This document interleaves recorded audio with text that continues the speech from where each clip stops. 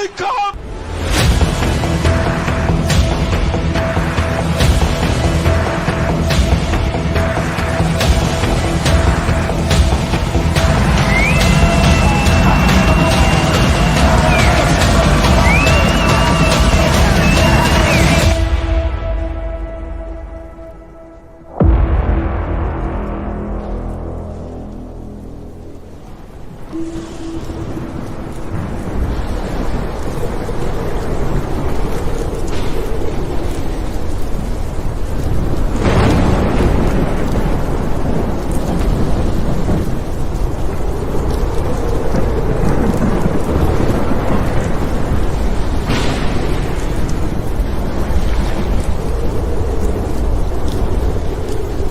Here it is for you guys. Enjoy. Welcome to the Thunder. We've got the Pajama Man, also known as Stash. Is it the mustache? And we've got the Professor bringing us to school tonight. And it is Monday Night Football. Got the Bucks hat on. Got the game on over here. Hopefully you guys are doing the same thing, cheering on the Bucks. They need a win more than our Bolts do this week. Touchdown would help. So yes, it will. A couple touchdowns. I think we've been saying that all season. Yeah, but tonight, anyways, we watch football. We talk about hockey. That's what we do on Monday nights. All right, so we're gonna kick it off pretty quick here. We're gonna bring on our guest. We play the I almost said Toronto Maple Leafs. We're not gonna play them again for a while. We're gonna play the Detroit Red Wings tomorrow night. So we wanted to bring on a guest. We wanted to bring on another podcast guy. So let's bring him on. We got Ryan from the Winged Wheel podcast. Ryan, when we bring guests on, we like to bring a little thunder with you. So if you don't mind, we're going to give you a little lightning / thunder strike. I'm ready to run through a wall after that intro. That's amazing. We need one of That's those. what everyone says. But nobody does. We just sit here and talk. So we've got the Wings game tomorrow. There's a lot of kind of similarities between the Tampa Bay Lightning and the Detroit Red Wings. I don't know if similarities is the right kind of word to use for that. You've got a lot of kind of guys that have been through our organization and guys that were at your organization that came to ours and then went back to yours. One who is the GM that I'm talking about. You've got our old bench coach there as your head coach. So I'd like to just hear from you. We just have kinda, our old head coach as one of our bench coaches. Yeah, exactly. Yeah, a little flip flop there. But I'd like to just kind of hear what your thoughts are on Detroit's season so far. To us, we kind of talk about them, having a pretty good season so far. But I just want to hear from you kind of how things are going with the franchise up in Detroit. Yeah, definitely. I'm going to completely ignore your question for a second because this is probably the only opportunity in my life where I can say if the Bucks need some pointers on how to score points, the Lions just dropped 40. And that never happens. Like I never get to gloat about a Lions win. So I just to put that in there. But yeah, the Red Wings season so far, for those of us who are in the weeds on it, you might not get such a positive response. Not that it's been bad. I think it's been the best kind of start to the season that you could have asked for based on who they have on paper.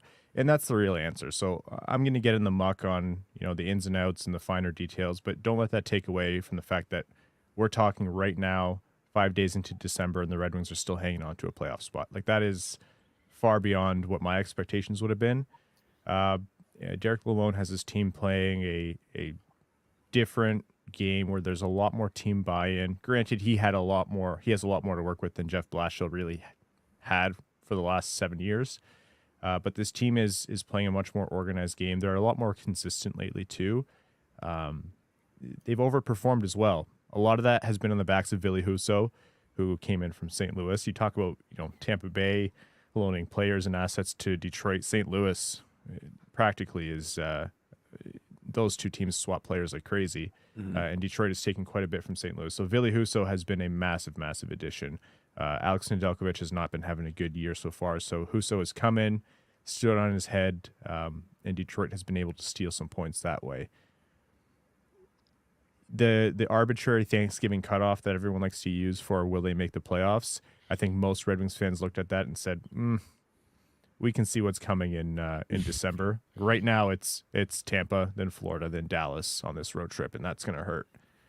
So the team still has a ways to go. They have holes on defense. If Husso doesn't show up that game, they don't really have the depth and personnel to hang in there. So, yeah, they've stolen those points. They've beat the teams that they should for the most part, but they're still working out the kinks, and this is the most you can ask for with this roster, I think. I don't think this is a bona fide playoff roster, but I'm glad you think there are similarities between the Lightning and the Red Wings. That's great to hear. Well, how do you feel about how the team's kind of being built so far? Like Geiserman's really kind of, gone with some of the younger players. Went in what was it, last year? He brought in some veteran players, and that mix just didn't really work out. What do you think about kind of how he's building the franchise so far? Going into last offseason, I was saying no matter what Yzerman chooses, he has to go hard in the direction, because you have this upcoming draft, which has Connor Bedard, Adam Fantilli, Matvei Michkov, a bunch of other phenomenal players, so top heavy. Connor Bedard's going to change the franchise, maybe like we haven't seen since McDavid or Matthews.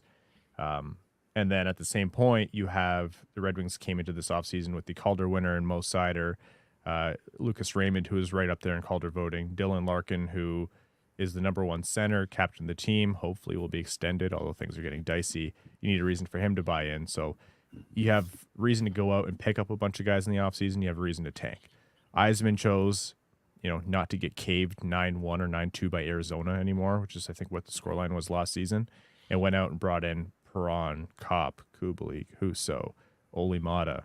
And by and large, it's been really positive this year.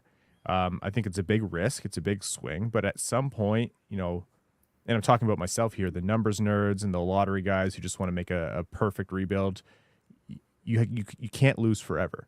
A losing culture is so hard to shake. And look at the teams that Yzerman grew up on in this league. Look at the team that Yzerman built in Tampa Bay. Like, he knows the value of winning, and he knows you can't do it overnight. So he went out and made moves to bring this team to be more competitive.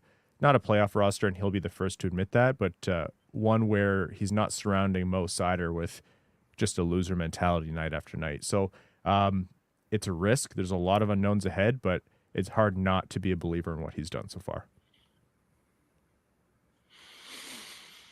I think 2 years ago, the steal of what everybody thought the offseason was Detroit getting Ned. And he just has played what everybody thought he was down there in Carolina. Of course, you didn't have the same team as you had in Carolina. Carolina is a little more hitting. But you guys are getting more hits up there in Detroit. It's one of the things I've been watching because Adam Ernie, who Tampa fans know so well, he was here, then there. And he's been actually getting some of the most hits up there and shots on goals. And down here, I couldn't stand him. But up there in Detroit, a lot of people seem to like him up there in Detroit. And then we've always said Detroit, ever since Yzerman was here, that Detroit was like our brother city. And that was one of the teams that was always compared with Tampa Bay. They haven't had the success that Tampa has had, but it's always been that was our brother city. And then Yzerman going back there, of course, a lot of people here in Tampa was not happy when he went back, but then JBB comes in, wins 2 Stanley Cups, and now totally forgot all about him. Right, the Yzer plan was gone out the window. Now JBB's the GOAT. It's the JBB plan. Trust and Breezeball. I mean, it's all that. You guys got your son that you guys liked all along back, Yzerman. And the culture up there seems to be a lot different. In the last, how many years did they build the Little Caesars Arena, opened it up? Still haven't gotten a chance to go see it. I do want to go up there and see that. But it just seems like a whole new culture up there. Yeah, it's definitely, thinking about the Holland years. We started our podcast, the Winged Wheel podcast, in 2015. So when we started, it was the beginning of the end for the Ken Holland era. And you could see the writing on the wall. So it's definitely a much different mentality, a much different culture for the team. Sorry that Tampa had to go through what you went through when Yzerman was leaving. I got to be honest with you, at no point did I consider how our brothers and sisters down in Tampa were feeling about it, because we were just so elated by something that just sounded like a fanfic that someone wrote. Breezeball is unreal, though, and he was the cap guy when Yzerman was there, so I'm not surprised that he continued the plan and elevated it even for Tampa. So the 2 cups and an additional finals are phenomenal. But yeah, it's been pretty great for Red Wings fans to have Yzerman around. They are going to want to start to see results soon, but by no means are they kicking down the door. And it's funny that you talk about Adam Ernie. People forget that Adam Ernie came over from Tampa, and that's Yzerman was familiar with him. Big Earn, not afraid to rip it, which, you know what? On a team that's struggling to score right now, I will never begrudge a guy. I don't care if he's not a talented shooter. He'll every once in a while, he'll surprise you, and he earns every shift. That guy works his ass off and absolutely earns every single shift, and that's why he's always in the lineup. Yeah, I don't think he's always among the 12 most talented forwards at the Red Wings' disposal, but he's absolutely the kind of guy who will play the Yzerman kind of game, the Derek Lalonde kind of game, defensively responsible, minimize risk. So, yeah, you'll have people who might not be a big fan of Adam Ernie, but for what he is, I think he does his role just fine, and I love watching him play. Yeah, I mean, I think it'll be interesting to see how well Yzerman can really execute his plan in Detroit, knowing that as much as Yzerman is involved, JBB was a big part of it. The scouting staff here in Tampa is legendary, and the way they built this franchise from the AHL up, you know, is kind of a really right place, right time situation here. And so now I think we saw JBB almost kind of teach Yzerman something with his willingness at the trade deadline to go make a move, spend right up to the cap, have to worry every single year about how you're going to get guys signed and what, but you're doing it because you want to be the most competitive. So it's going to take a little bit for Detroit to get to that point. But I think once they do, I think Yzerman definitely has got the experience from down here, and then maybe even looking back to understand, hey, these are the things that I can do maybe to tweak it and be a little bit better. Yeah, definitely. And that's what it's easy for Red Wings fans to get caught up and think every one of Tampa's successes is due to Steve Yzerman. It's not. There's some obvious holes, and you can see where he did his learnings as a GM. His first round picks weren't always great, and Tampa fans are very familiar with that. Al Murray over there, I know Steve Yzerman worked hard to try to bring him over to Detroit. He couldn't, and the moment that happened, I went, that's going to be a tall task for Detroit to replace that because, you know, Braden Point is the name that's thrown out everywhere. Kucherov as well. A lot is seventh-round draft pick. I mean, that starts with a fantastic scouting team, and you're right in that Yzerman has learned from those guys, and definitely there's not only one set of people at each position who could do the job, but I'm at least grateful that Yzerman had the opportunity to work with them because I do think he's a better GM for it. And now that he's building something from the ground up here, he knows kind of what he wants in the personnel around him. And he has replaced pretty much everyone around him over time. Yeah. Yeah, the thing that always bothered me about the Yzer plan was, you know, while he did make some big trades while he was here, some franchise kind of changing trades, he never made the one at the trade deadline that would get the team over the hump. And then we saw JBB come in and do that. And, you know, a lot of people give Coleman and Goodrow credit for getting the Lightning over the hump, adding that kind of toughness, that grit that they needed for those playoff runs. And that's kind of been his go-to move. Like he likes to make that move for maybe a guy like Hagel, who you're going to give up a lot for. But he's got some grit. He's kind of like that Adam Ernie, not as big, but he's always going to be hustling. And then when you put a guy like that with Point and Kucherov, I mean, you could put me with Point and Kucherov, and I'm going to score some points. Although Brandon Hagel, 0 points in the last week since we met, which is kind of bizarre. Weird. But that first line had a rough week actually for having as good a record as we did. I'm kind of curious what you think about the. You know, what are the keys to the Red Wings beating the Lightning? Obviously, you know, skill-wise, I think we outmatch you as far as offense goes, goaltending goes, although you were saying your goalie's been pretty flashy at times. How do the Red Wings beat the Lightning?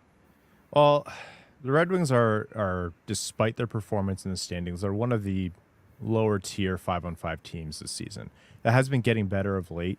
But essentially, it has to start no matter what with not getting caved 5-on-5. They just lost to Toronto and Vegas in almost identical ways where they actually did pretty well 5-on-5. They carried the play well enough, but they didn't take the next step, which is get quality scoring chances. They never really tested Aiden Hill in Vegas. They never really tested Matt Murray in Toronto. So they're going to have to also, it's not just carrying 5-on-5 play and being responsible defensively. It's also getting quality scoring chances. Very tough. Tyler Bertuzzi broke his other hand. It's 2 broken hands on the season, so he's out for another 6 weeks now, which sucks. Jacob Vrana has been out for quite some time, and that's indefinite as he goes through the player assistance program. They're hurting for offense right now, reliably, but it does come. So not getting a cave 5-on-5 is the first step. Getting through offensively is the next step, and that's probably going to be paired with being efficient on the power play. You can't squander their chances because Tampa's going to capitalize on theirs. And I think the most major thing that has to be the foundation for all of this is I imagine it'll be Ville Husso starting. They have no trust in Nedeljkovic right now, but if Ville Husso has an average night, Tampa would have to have one of their worst games of the season in my mind for Detroit to win. So the strong goaltending is the foundation behind all of it. So if Detroit wins, I don't expect it to be a blowout, let's say. A 3-2 margin would be a kind of victory that I could see Detroit winning by, if they do. And did we play so far this season? I don't remember playing Detroit at all this season. So No, we haven't played them yet. This is the first meeting. They said it's going to be an emotional time for the 2 coaches coming in. And then also when we end up playing in Detroit, it'll be a little emotional. This is going to be Lalonde's first time coming back here in the visitor. And then when they go back to Detroit, it'll be Blash's first time back in Little Caesars Arena. So they said there's going to be a lot of emotions in this series coming up. So I was just looking, Larkin. I mean, Larkin, great player. Something you guys built the team around, but he's one of the older guys on the team now. But if you look at the stats, he's your assist leader and your points leader. Kind of, you want that, but you kind of don't want it. It's the same thing with us with Stamkos. As much as we want him to be the points leader and stuff, you also want to see that coming in with your younger guys, our points, our Kucherovs. We just got Sorelli back. You want to start seeing that with those younger guys coming back and being your points leader, and seeing that Larkin right now is really carrying that team. What do you think about still having him and these young guys still not stepping up yet? There's just not much else. Lucas Raymond is there, and he's been hot and cold this season. He's going through his sophomore season, so players are bearing down on him. They have a full season of tape. They're eliminating time and space, so he's going through it, and that's fine. Larkin's still 26, right? So no, he's not that old. He's right. It's not like he's 30 or 32 like Stamkos. Yeah. You know what I mean? So, and he's been, I think, probably just above like a 1A to Ville Husso's 1B in terms of Red Wings MVP. Like, he's been stellar night in and night out. He's also in a contract year, and he's trying to make $9 to $10 million, so that's really good motivation. But yeah, in terms of why Lucas Raymond or other young players haven't really stepped up is Bertuzzi's hurt, Verana's hurt. Raymond is a sophomore who's can't really drive offense completely on his own, so when he's paired with Larkin, he does a lot better. Although there's a Kopp Raymond Bertuzzi line that did really, really well. Offense is thin in Detroit right now. What's the vibe around Larkin re-signing in the offseason or before? I guess they probably wait till the end of the season at this point. Yeah, I hope they don't. It's not good for my blood pressure. Yzerman never does contracts during the season. He was famous for that here, and then he doesn't talk about it either. Stamkos hit free agency. Yep. He tested it. Cooch came really close. I mean, that was a common thing with Yzerman. He doesn't do it during the season because he doesn't want it to interfere the season. So he waits until the end of the season. So you guys will be waiting. Oh, yeah. And, we always tell the story about Stamkos walking all the way to free agency. Detroit offloaded cap space. Detroit doesn't have Jacob Chikrin right now because they offloaded Pavel Datsuk's cap space because he went to Russia after 1 year of a 3-year deal, I think it was. They offloaded that contract to Arizona. Arizona took Jacob Chickern at that pick, so I don't want to talk about that too much. Remember that? And Stamkos didn't even come, like he didn't even meet with Detroit. That's a whole different story. But so yeah, we're firmly aware of the way Yzerman operates. There's some nerves. You look at the Matt Barzal contract. He got north of 9. Rupe Hintz was 8 point something. The understanding I have is that the Larkin and his camp are looking for similar north of 9 by 8 years. And Yzerman is leveraging the 8th year that he can offer to say, no, the AAV is going to be lower, but the total dollars are going to be the same, if not slightly higher. So I don't need to tell you guys the way Yzerman negotiates. I wouldn't be surprised, even if he was willing to negotiate in season, where he's not even started the conversation if the number starts with 9 right now. So definitely nerve-wracking, and I don't see that moving for a little while. Yeah. And if nothing's happening with Larkin, definitely nothing's happening with Bertuzzi, so there's a lot coming. I feel like Larkin's the guy you've got to re-sign him. Like he's your superstar there, and if you don't have him, like, what's your identity? Bertuzzi as well. I mean, you're talking about your offense being thin. Bertuzzi being injured this season hasn't helped that. The fact that you guys are where you are with him being in and out of the lineup, I think does speak a little bit to the way they're being coached right now. Yeah. You're right in that they have to sign Larkin. Have to. He is their only number 1 center, and he's playing great. He is playing like number 1 center. I know there are a lot of other teams, like superstar teams like the Tampa Bay Lightning, where you can say, no, Larkin would be our 2C. That's great. Detroit doesn't have a conversation. They have Dylan Larkin, and if Andrew Kopp is doing well that game, and he's been really good as of late, especially. But all of this building and adding, players and going out and spending money, that's all for moot if Larkin goes. Bertuzzi, I agree. I would love to see Bertuzzi on this team long term, but he has had now multiple contentious negotiations with his contract, and this one there's been no word, which isn't a good indication. His injury history is a little bit scary, so I don't know that Yzerman wants to give him that kind of term. So my actually where I'm putting my money if I was a betting man is that he's traded. If they can trade him, depending on where he's at with injuries. So, but yeah, Larkin is a non-negotiable in my mind. Listen, we traded a defenseman here while he was on his couch with the knee injury. So don't put it past Yzerman to trade someone away with an injury. So, and Yzerman also likes to sign those big deals and then ship them right out to somewhere else. I was just doing a quick little thing, and a lot of people a lot of people are saying $8.1 million for 8 years is what the going rate for Larkin is right now. Yeah, I mean, that'd be amazing for the Red Wings. That's a deal. Yeah. I think with this news of the cap potentially going up, I think when Gary Bettman went out there and said it could be $4 million next season, which I think was optimistic. It was a business move more than anything. But that, every agent in the league's probably popped a bottle that night. And yeah. So that didn't make things easier. And that's definitely the argument from Larkin's camp, which is, $9 million today is not $9 million next year, which is even cheaper the year after. So just pay up. So, but yeah. And they even came out and announced that every team was now a $1 billion team. Yeah. Every team in the NHL is now worth at least $1 billion.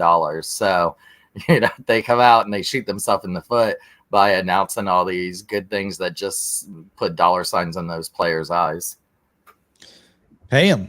It Dylan Larkin. So last season, Ryan, let's see if you remember this. I think it was like one of the first games last season. Larkin, and it was one of those crazy games where super high scoring, back and forth. By the way, the Lightning always find a way to win those games. Yeah. So you don't want that. You want the low scoring game where the Lightning just, your goalie goes off and has a game, and Vasi lets a couple past him.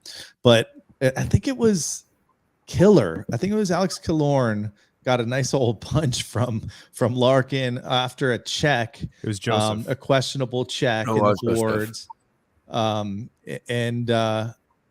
know they played several times since that, but do we see any of that tonight? Is Detroit going to be one of these teams that is a little rascally coming into Amalie? No, first of all, they had Tyler Bertuzzi in the lineup, which is when Larkin and Bertuzzi are together, they're just a lot of tomfoolery. I was going to say there's no Bertuzzi, so we ain't going to see any of that. No, that was Matthew Joseph, where he got Larkin from behind. Larkin was pissed off. He just came back from injury, actually. He had neck surgery that summer because Jamie Benn gave him a cross-check to the spine. The league didn't do anything because they don't. Larkin had to have surgery, so it was his first game back. He missed, I think, preseason time as well, and he took a hit from behind, so he's pissed. So he gave Matthew Joseph one hell of a sucker punch. We were actually live streaming for that game, and we were being homers. We were like, he barely got his cheek, and we watched the replay, and we were like, oh no, he connected. He rightfully got the game suspension, and I think Larkin said, like, look, I was pissed for this reason and that. I probably need to react better than I did. I think him and Matthew Joseph actually texted to make up after, and they've played since. So I think there shouldn't be any fireworks. But hey, good entertainment if there is. As long as no one gets hurt, then fine by me. Yeah, you never know. The Blues came to town a couple weeks ago, and all of a sudden those two teams were going at it, and it's like, where did this come from? That's Jordan Binnington, man. Everything he said, he just starts shit wherever he goes. He does. Right? He really does. All right, so Winged Wheel podcast. Where can we check that out for any of our Lightning fans that want to hear a little bit of outside coverage? We do have a lot of Detroit folks that are down here. They'll be representing at the game, like away teams always are down here. But I think we always have a little extra more from Detroit when the Red Wings come to town. Yeah, definitely. Winged Wheel podcast, wherever you get your podcasts. We're on YouTube. We're on Spotify, Apple Podcasts, Google Podcasts. wingedwheelpodcast.com. That'll link you out to wherever you can listen right on the site, get more information. Follow us on Twitter at wingedwheelpod, and then in the bio is all our individual accounts. My name is Ryan Hanna. And yeah, thanks for having me on, boys. Great show, and I appreciate you doing this. And for all of you Red Wings fans down in Florida, keep representing well and send some of the good weather up here, actually. That'd be great. Good luck with that. One last question. Yeah. Score prediction for tomorrow night. Let's hear it. What's going to be? Oh boy, I'm going to get flamed for saying this, but I'm going to go 4-3 Tampa in regulation. Like actually, I'd rather be 4-0. I want Vasi to get his first shutout, but come on, man. I was going to say 4-2. Whenever we talk about it later, I say 4-2. But okay. All right. Well, check them out. Winged Wheel podcast. Go add that. Subscribe to another podcast, and go check out Ryan and the crew there. And hey, Ryan, maybe we'll see if we can link up later this season before the next matchup, and then we'll have something to talk about for the next one. Yeah, definitely. Appreciate you having me on. We'll do it again for sure. And good luck tomorrow, and good luck with the Bucks game tonight. All right. Thanks, bud. Yes. Cheers, man. All right. See ya. All right, so there we go. One of our requests during the off season was to have some of the other kind of podcast, the other side of the rink commentary on there. So there you go. I could definitely tell the Bucks game is on tonight because it's a slow crowd out there. I see you, Mike and Chris. A quick look over at their the Red Wings cap friendly. They have 11 contracts coming up next year. That is a lot. Matt just showed up. Sorry, I'm late. Stash no killer. Just in time. We were just about to start talking about Alex Killorn and his performance in the last game against Toronto. So let's get into it. Yeah, let's recap this week now. Let's get into some Lightning. We can recap the last week of hockey, shall we? Let's go all the way back to the Boston game. We went 2-1 this week. We lost to Boston 3-1. Technically, it was a 2-1 game. They threw in an empty netter, so wasn't as bad as it might seem on the surface. Boston hadn't lost at home. Still hasn't lost at home. They've got quite the record at home going. Vasi was back in net, and Boston scored right away. Right off a deflection. Tough one to stop there. I mean, can't say much about that one. And Boston's up early. But I do feel like the Lightning, I think it was that second period, had one of the best periods that they had all season. They were able to get the power play goal from Stamkos to tie it up. And that was all during that second period. And then it was the third period where I believe it was Taylor Hall got the power play goal. Hall scored twice, yeah. Yeah, so they went up 2-1. Brad Marchand, of course, had to add that empty netter. And I felt like the Lightning looked pretty good this game against a Boston team who is better than us right now. My only complaint about this game was they did shake up those top two lines, which we were just talking about, like, why would you do that? Or like talking about that, those kind of being cemented now. And then for this game, for some reason, they mixed him up. I just didn't get that move by Cooper, but I don't question Cooper. I just don't understand him sometimes. Yeah, I know he always gets those games every once in a while where he likes to just kind of shake up the lines just in case something happens later in the season and he needs to know, wants to see something. I don't know, but I thought it was poor timing to do it against Boston when those top two lines were rolling so well. But it was a much more competitive game than the other one in our barn. And yeah, I mean, Boston is just a little bit more consistent. I don't necessarily think that they're overall better. They're just a little bit more consistent right now through 60 minutes. So, it's good to see some improvements against that team that's on the top of the standings. Hey, I got a breaking news announcement. Tom Brady interception. As the view count goes up, as the Bucks fans turn off the game and jump ship already. The game's almost at halftime. There's plenty of time left for the Bucks there, but hate to see that. So yeah, the loss to Boston. Scully, any comments, any feedback on that one? Yeah, I mean, you were tweeting during the game about switching up the lineup, so I knew. But I thought they actually stayed in the game. Steven Stamkos scored the one goal that we did score, and I thought it actually it was a little bit closer than the score ended up because they had that empty net. But I thought Vasi really did good. Vasi's been sniffing that shutout for the last 4 or 5 games that he's been in, and so I thought his play has gotten back to the old. Yeah, and I thought Boston's 2 goals, they did have the empty netter, but I thought it was actually Hall's 2 goals were they're kind of lucky goals. Like the deflection, you can call that a skilled goal. It got his stick on it, but that's almost impossible to stop. But the second one was just kind of just snuck through on a. The second one's a power play. Yeah, but it was kind of a broken play. And I guess you could say our guys were out of position at the end of the day.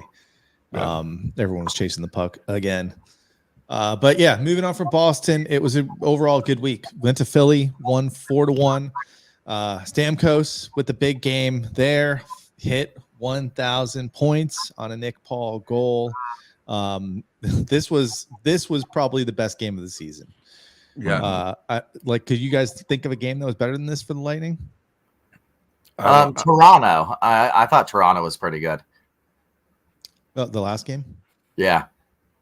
Well, let's go straight to that one then. Although we have to mention Bellemare, most games by a French guy. Yeah. That's what the graphic said. Yep. That French and we had Nigel, who will be our guest next Monday night at 8 p.m. We're going to be doing the show at 8 p.m. next week. He hit 2,000 games. I think it was the Boston game. I think he hit Boston. Philly game. Was it the Philly game? He hit 2,000. Stammer hit 1,000 points. And then Bellemare, the most starts by any Frenchman. Yeah. And then Corey hit 1,200 against Toronto. 1,200 games, yeah. So let's go to that Toronto game because I don't think it was the Lightning's best game of the season. Me either. I thought it was one of the most exciting games of the season. Yeah. Cirelli is back, 71 back in the house, 2 assists, including the game-winning assist. So it's good to have him back. That's why I'm super excited to see some of the games this week and to see how more he can contribute to that third line. We let up a shorthanded goal again. That wasn't good. Vladdy scored.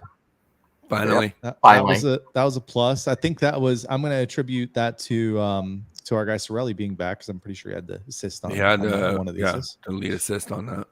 This game was so even Cooper made it. It was a weird game. You had goals called back from both teams. You had penalties that could have been called that weren't called. Penalties that shouldn't have been called that were called. It was the weirdest game in quite a while. Yeah, the 2 goals that were called back. So Cooch was offsides when points scored, but should have been blown immediately. That ref should be penalized, although I don't think they do that.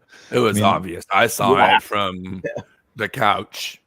So, I mean, it was pretty obvious that that didn't stay on sides. And then the Tavares kick, you couldn't see in real time, but it was pretty clear he kicked that puck in. Yeah, he sure did.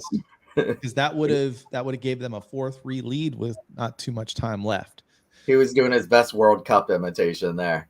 That's what I said. Yes. It's been watching the World Cup a little too much. So it stays 3-3. And then in overtime, not long after the announcers, and I forget, I might have been watching the Toronto broadcast for this one, but I remember the announcers saying that Toronto's had a couple overtimes that didn't last long. And automatically we heard that sound, that beautiful sound. If only somebody had it queued up here. Fail. No. Are you kidding me? We'll go with that. But yeah, Killer with the snipe and OT, his second overtime goal in the last, 3 weeks now. Mm-hmm. So you know what I liked about that Killer goal? Is he just shot the puck. shot the puck.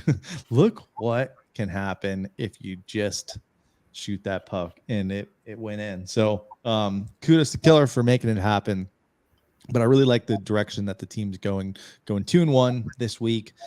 Having Cirelli come back, I feel like the team's really starting to kind of find, their true identity for this season. Still a little bit of a log jam on all sides, but that's the best problem you can have. Listen to kind of Ryan, who there's no log jam in Detroit. There's who can we throw out there as a log so we can, build more cabins in Detroit. I think that metaphor went a little off the rails, but we'll go with it. We'll go with it. Building a cabins. little bit. Building cabins. So yeah, any other comments on the games this week? Those 3 games. I mean, I've been saying for the last week or so, 2 weeks, that as soon as Cirelli comes back, it's really going to cement that third line with the way those top 2 lines have come back or have been playing. And I know it's only 1 game, but you already saw Nemestikov had the goal. Colton had the goal on the power play. 2 assists from Cirelli because the overtime game winner was him and Killer going down there on the 2-on-1. So I just think that what he does for this team, not just for that third line, but the overall defense for this team, I kind of give him crap about being the Selke guy because he doesn't score enough, but I've never questioned his defense. And that's why he's in the Selke conversation, because he is one of the best defensive forwards in the league. And having him on that third line with Mestikov and Colton, it just then puts the fourth line back. And I think the fourth line had one of their best games in a while against Toronto, even though it wasn't overall the team's best game. That fourth line really went back to doing what they're really good at. And Corey Perry had a game. He should have probably had a hat trick in that game, really. Like, he was around the net for that whole game. So it's bringing Cirelli back. He probably is a top 6 guy, but now he's going to be in that third line. And it's almost like what they had going into the 2021 season, whenever you're able to get that third line where it's almost a second line anywhere else, but it's also a grinding line. It's a Swiss Army knife line again.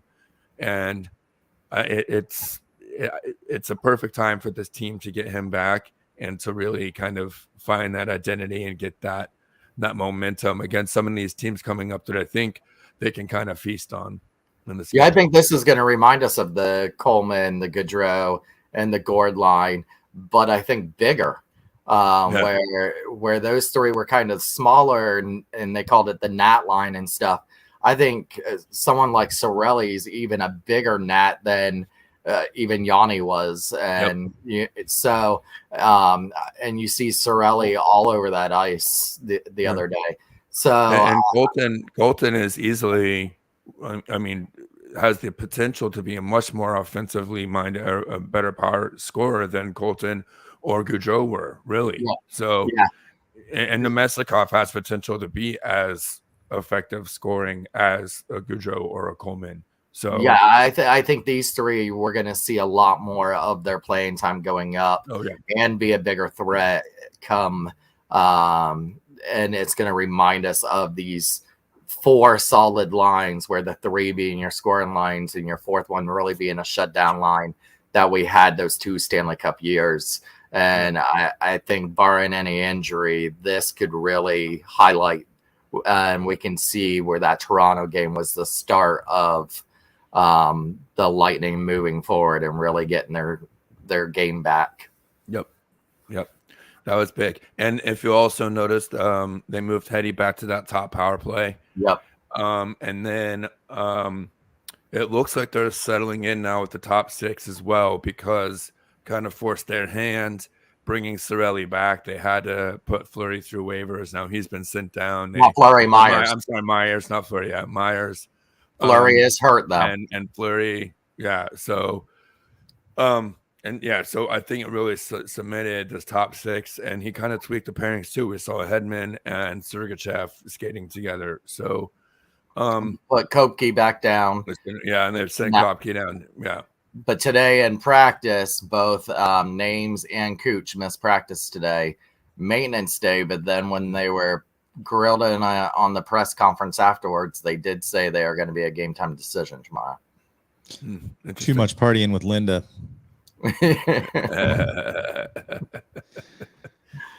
Fun fact about the last 3 games of Lightning hockey: your top scorer was Corey Perry. Wow. 4 points. Yeah. I put a number in the chat if anyone wants to jump on the challenge this week. We've got 3 easy questions for you to answer to represent the Thunder. Before we do that, though, I want to mention our friends at Monkey Colt Coffee. I don't know if I'm allowed to say this. I don't even know if I'm allowed to say this, you guys, but I'm going to say it anyway. Monkey Colt Coffee is coming, allegedly, December 25th. Launching December 25th. Merry Christmas to you. Monkey Cold Coffee. So go make sure you're on that list if you aren't already on their website, monkeycoldcoffee.com, and get on there. Definitely some more to hear from Matt and the crew there. And I know I will definitely be getting some of that bourbon chocolate coffee in this mug as soon as it's available. Other than that, if you're trying to go to any of these games this week, we're going to talk about the schedule next. Use our SeatGeek code. We noticed some of you guys have been using it, so we appreciate that. It helps support the podcast here. So if you use our code there, WTT Pod, gets you $20 off your first event. It doesn't have to be a Lightning game. You could go buy tickets for the Bucks game. Wouldn't do it for tonight. maybe next week, or any concerts that are coming up. Go check that out and use our code WTT Pod. The other thing, we'll jump into the schedule here because the other things related to the schedule. So we talked about obviously the Red Wings tomorrow night should be an easy win for the Bolts, but I never say there's ever an easy win in the NHL. They've got the Predators coming to town on Thursday. What's the news on the Predators? Is there somebody that's not playing? No McDonough. No, 2 to 4 weeks he's out. And I knew as soon as I saw that today and posted it, the first thing I thought about was Stash, because he wanted to get the jersey signed. And I was going to try to help him get there and get him. And so, but yeah, he is out 2 to 4 weeks. And from what I hear, will not travel with the team. Whether he makes that trip to get his little welcome home video, who knows? But as of right now, he's not expected to travel with them. They actually pulled someone up from the AHL. Well, there you go. So all you heartbroken Ron fans, you're gonna have to wait until next season, because next season again until next season. Then we've got the Panthers on Saturday. Late afternoon, 4:30 start time on the 10th. By the way, Predators game, reverse retro. Yep. And then so is Saturday.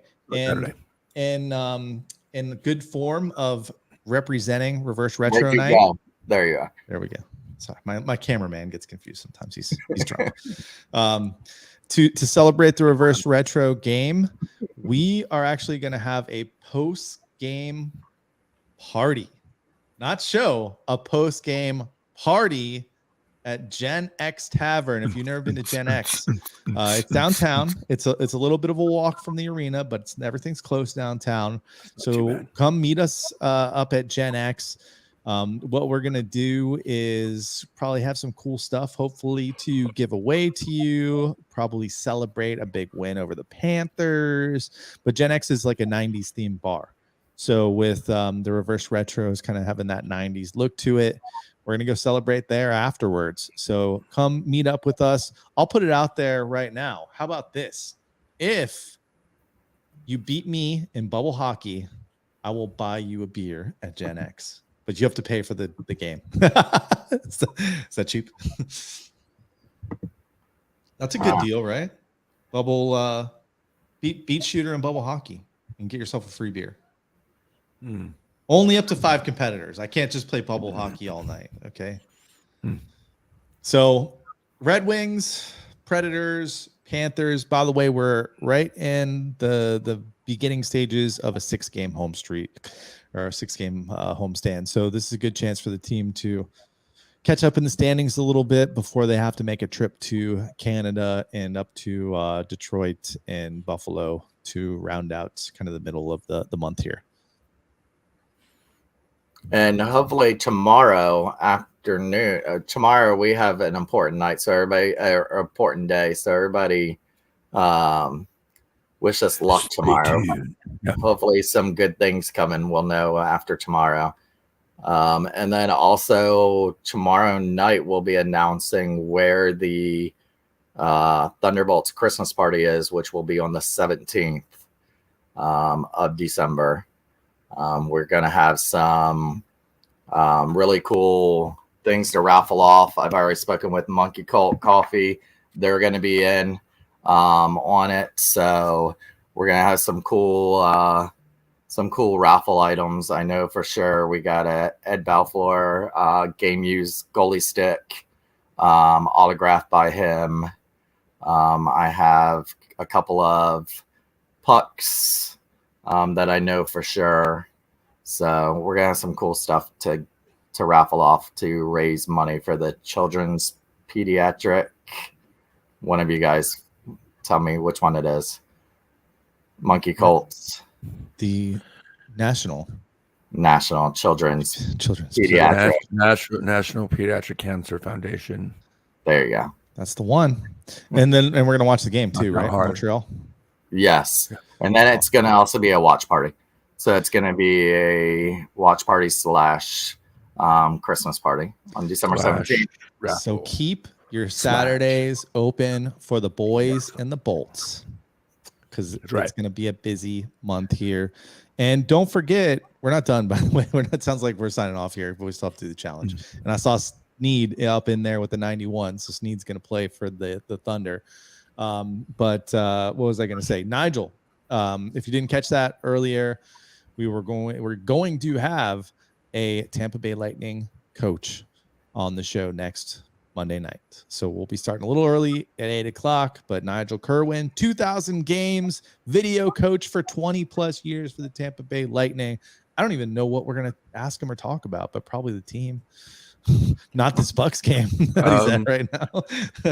I don't know. He only has 2,000 games to talk about, so I don't know if I'm going to ask him like, "Hey, what was that? 571st game like?" We're going to start off with that, and he's going to be like, "Goodbye, I'm not doing this shit." Funny things with Nigel, and I think depending on how much time he has, you could get so much with him. I have the privilege, and the queen isn't here tonight, Kim Ricci, and April Trimble. We have the pleasure of, he always stops and talks to us at the airport, and just to find out some of the things, like he's best friends with Ben Bishop, and just to know that, and just to be like, wow. Hold on, does he look up to him? Yes, he sure does. Everybody does. But just to hear, when when Bishop retired. There's April. April is here. When Bishop retired, actually, Bishop retired while they were on the plane ride home. And so when he came to us and stopped with us, I had said to him, I asked him if he knew. He said no, but then all of a sudden he's like, I got to go. I got to call Ben. And they are so close. And just the relationship he has built with some of these players, it's just remarkable. And he's just an all-around good guy. Yeah, I'm super excited. He's got a fear of moths. He's got a fear of moths. Moths. Yes. It's good to know. Good to know. He is definitely scared of moths. I guess I won't wear my Mothman mask. A leaf fell into his truck the one time while he was talking to us, and he flipped out, and he thought it was a moth.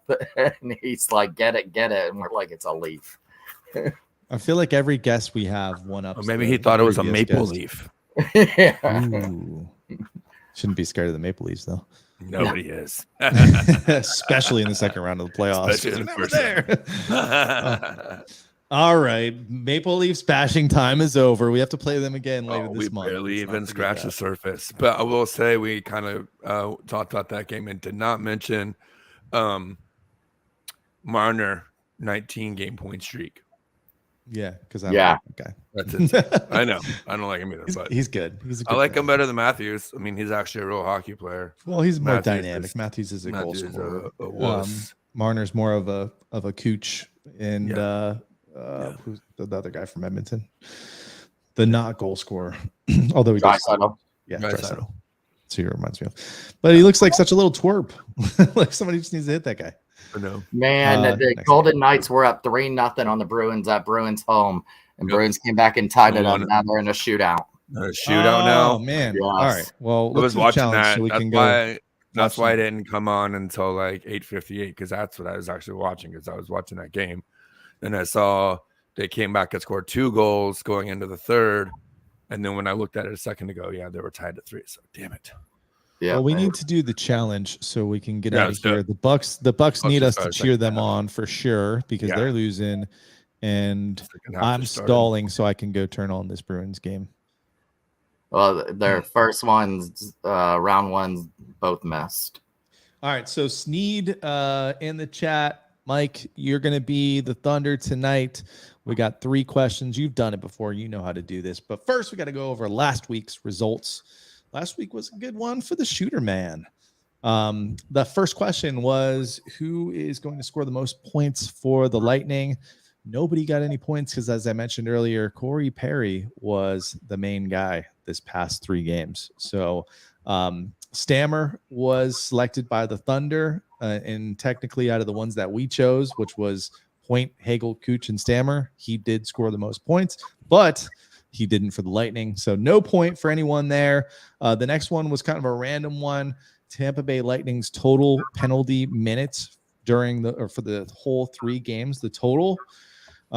Somebody nailed it. Somebody nailed it on the dot.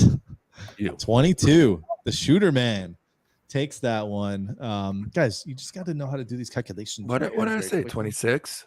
You said 26. It was 22. That was close. But most of them were all during that Toronto game.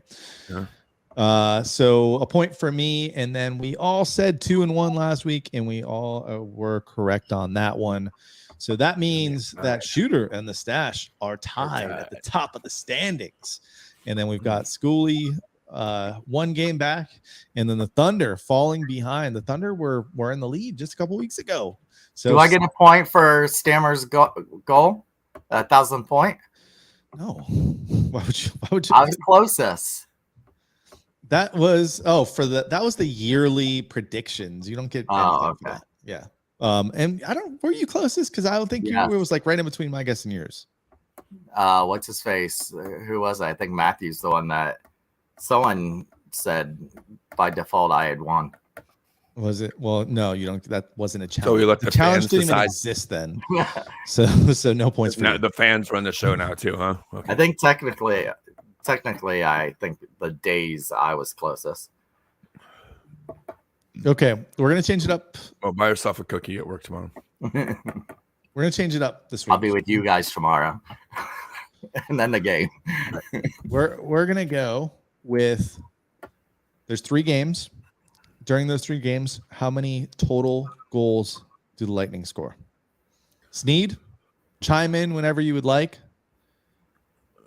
Goals for the Bolts. I guess we can all guess the same thing if we want to here. So we have 3 games. How many goals are the Lightning going to score? I'll go ahead and start it off with 10. I was gonna say 11. I'm gonna say 12. And we get a 1 from the Thunder. No, See, they see said an 11. We'll give it Price is right in my ass. now the opposite. Goals given up. Bruins 3 just games. won. Damn it. All together. Schoolie's going 1. Yeah. Oh, sorry. Vegas won. Oh, Oh, first good. lost on home ice for Boston. Well, overtime loss. Shootout loss. Still, Yeah. it's a loss. Not a I'm regular. sure they'll manage to stretch that out, like UCF still celebrating that The national San Bruins championship. won. Riley Smith is the one. Was it Bruins that won?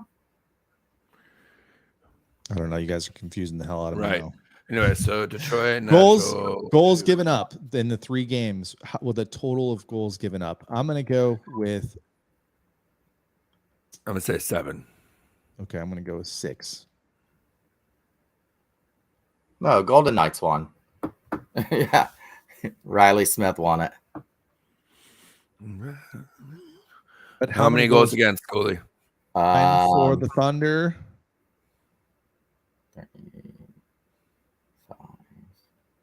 Who's the middle game? That would be the Predators. Predators. Not a high-scoring team traditionally. 7. 7 goals.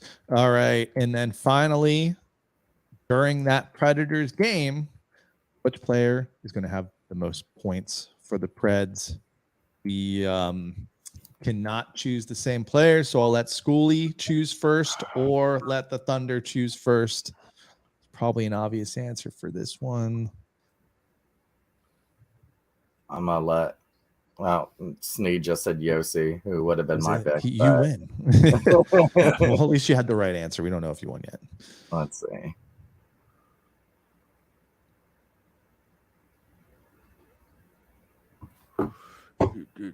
How much time we're going to give you here to figure this out. Niederreiter. He has the most goals for them. Okay, so we got Josie, we've got Nino. I'm gonna say Forsberg. Steals mine. You can take Yes. it. That Duchesne. leaves me Duchesne. with- that leaves me with him, right? Yeah. Duchesne. Johansson. Fall off a cliff. Trying to see if there's anyone else. Nah, I got to go with the vet, the savvy vet. All right, cool. So that does that, and that's it. Is there anything else you guys want to talk about? We can wrap this puppy up and come back strong next Monday night with Nigel Kerwin at 8:00. We are looking for the Thunderbolts on the 17th, in the morning of the 17th at 11 a.m. Anybody that wants to join us, go lay wreaths at Bay Pines National Cemetery. Can come down and join us. It's a really cool thing to do. You go and lay the wreaths on all the service men and women's graves. So anybody that wants to join us, feel free to come and join us on the 17th at 11 a.m. at Bay Pines in St. Pete. Cool. All right, and don't forget to join us Saturday night post game, not show, Partey, Gen X Tavern. We're gonna spam the hell out of you guys for the next couple days with it. So make sure whether you're going to the game or not, come hang out with us there. I don't even know if I don't have tickets to the game yet, so I might not even go to the game. So I might just watch it there. So if you're planning on going, make sure you comment on anything that we put out there, or if you listen to the podcast, hit us up on Twitter. We the Thunder Pod. Until next week, this has been We the Thunder. Don't forget to be the Thunder. That's it?